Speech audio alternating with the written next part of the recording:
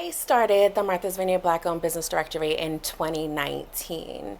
What actually prompted the start of that is that a lot of people would reach out to me, just sort of knowing that I was a local, that I was part of the business community. They would ask me for resources. So that could be anything for services, it could be a landscaper, where they just wanted Black-owned resources. So I would send a lot of messages to people with that information, and then I decided just as a passion project to put it all in one place. So in 2019, it started out as a digital platform, and then I started to run into people that actually started to print it out.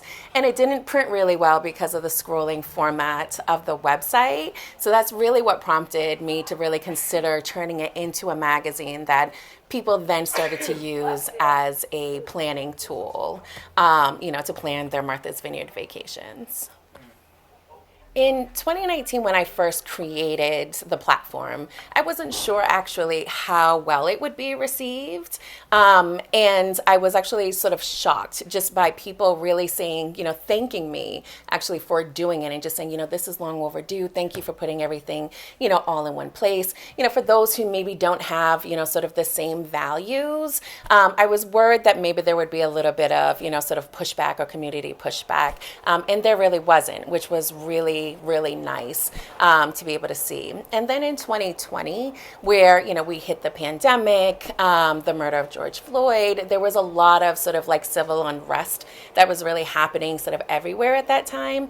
And that's when I saw a lot of traffic and a lot of interest of people reaching out to me through the website, because people were really looking to support Black-owned businesses and really sort of shop with a purpose. They were looking for different ways to really just be able to connect with people, to be able to support people, to be allies.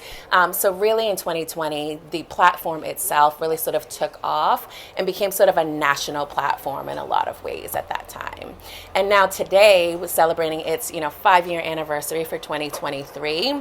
So it really starts with sort of like the underrepresentation. There's a lot of stereotypes that come with just sort of Martha's Vineyard across the board, where a lot of people look at Martha's Vineyard sort of as this elite place that even though we're more and more in the news, you hear about Black celebrities, the phrase that you'll often hear is sort of Black elites that come to the vineyard and vacation here. And what happens is that a lot of people don't realize the diverse community that we actually have here on the island, and it isn't represented sort of through those different lenses. So I think it's really important to sort of shed that light that not only are people sort of vacationing here in July and August, that is not just about August. August on the vineyard is wonderful, it's special. A lot of businesses rely on August and it can make or break them. But there's also a lot of pressure that comes with that. We don't want it to just be about August. We want to be able to extend our seasons. We want to be able to extend our shoulder seasons. And you can't do that when you're trying to pack everything just into one particular month. So I think it's really important to highlight the diversity, the Black-owned businesses that are here to drive traffic to them. Yes, the guide itself is often referred to, when I put it in someone's hand, is often referred to as, sort of the Green Book of Martha's Vineyard. I always find that, sort of as a compliment that people would relate, something so historic to something that is so present with the vineyard right now. So I think there are similarities, sort of like in that way. But with the Black-owned business directory, not only is it sort of you're creating safe spaces, because that was really, sort of the base, right, of the Green Book was, letting people of color know, different places that were really sort of safe for them. So we're providing that as well. But people, from all over are also utilizing it, shopping with a purpose. But I do find it a compliment when people do relate it to the Green Book.